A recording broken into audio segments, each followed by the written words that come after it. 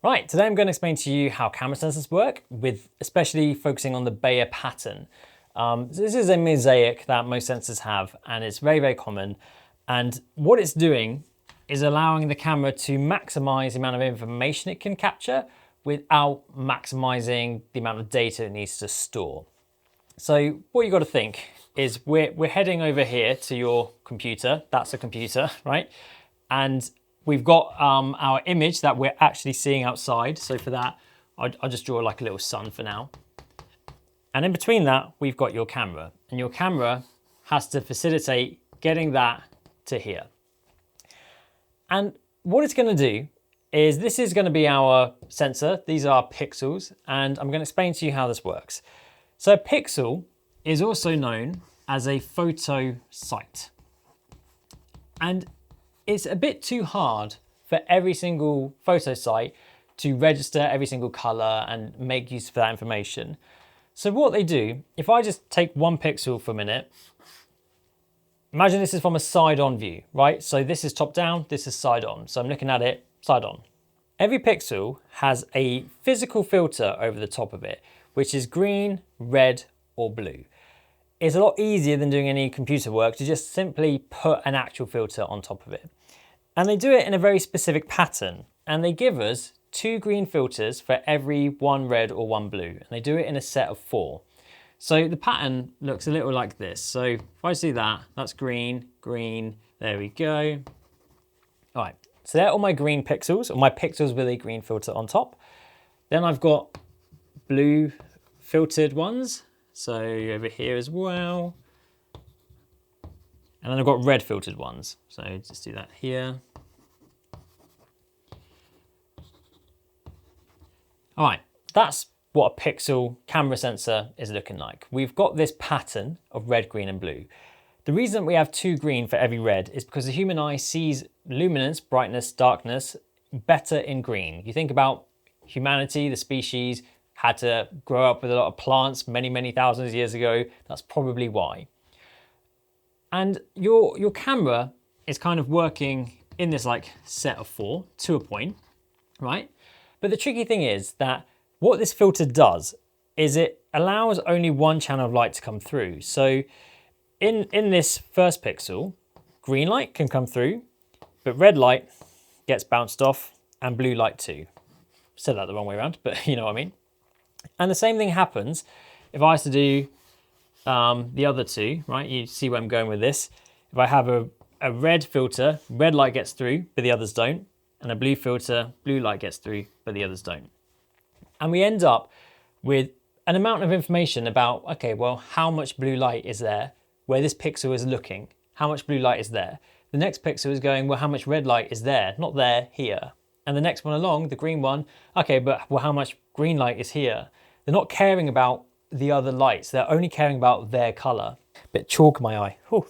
Now, if we took this straight to here, to the computer, you would just get an image of this pattern, green, blue, green, blue, green, red, green, red, green, red, and you would just have that image up on there. And when we're looking at things like the sun, we want to know that maybe all of these pixels, because remember there's millions of pixels in your camera, maybe all of these ones are looking at the sun. All of this is actually really the shade we're after is yellow. We've got to figure out, how do we tell the computer that? How do we even tell the camera that? Because this process is happening inside your camera unless you're filming in RAW. If you're filming in RAW, it's a process that is probably kind of happening on this software end, depending how you are processing that from RAW into a way you can work with it. But when we work in things like ProRes, we are doing this inside the camera. And it's worth pointing out that actually some new sensors are doing RGBW. So they're making, rather than 2 greens, they're making one of this white instead. But you know, that's a conversation for another day. So here's how they go from blue, red, green to yellow. They're all gonna have a value, right? If you've watched my video about bit depth, you'll understand how, depending on the amount of light coming in, changes value. So if we just think about 0%, 50%, 100%. So if it's 0, it's black. There's no light there at all. If it's 50%, it's like a medium red. If it's 100%, it's the brightest red it could be. And if all of these are 100% green, 100% blue, 100% red, then that would equal white, right? We're combining them together.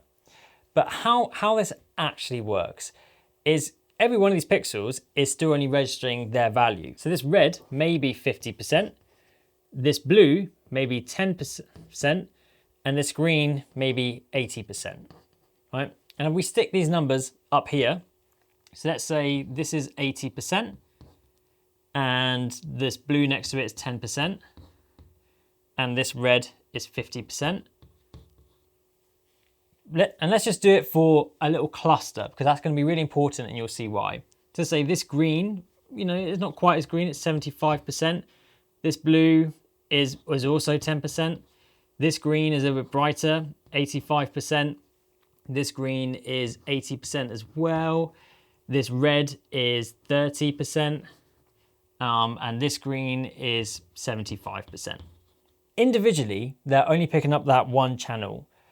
However, inside your camera, what they're doing is for this pixel, to figure out what color that pixel is really looking at, not just the amount of green in it, it reads all the information nearby. It just reads it and then it figures out an average. It figures out, okay, well, if this is like 70, 80, 85% green, but only 10% blue and 50% red. Now RGB on a camera sensor, red plus green equals yellow. And if this is very green and a bit of red, then it's pushing more towards a green than a yellow, but it's within that region, right? And there's not much blue in that picture. So that pixel, when it comes onto your card, because if you think about this process happening on the camera, then there's a process happening on your card before that then goes onto your computer, right? This process happening in the camera, it's then able to tell your card that pixel should look kind of yellow. It's interpolating, is that the word? I think it's the word, that information. Now that's how a Bayer sensor works. Now there are other patterns to a Bayer pattern. That's a conversation for another video, but that is how most cameras work. So Fuji will be different, but in terms of like most other brands, they're all pretty much using this. Yeah, I hope that clears that up for you.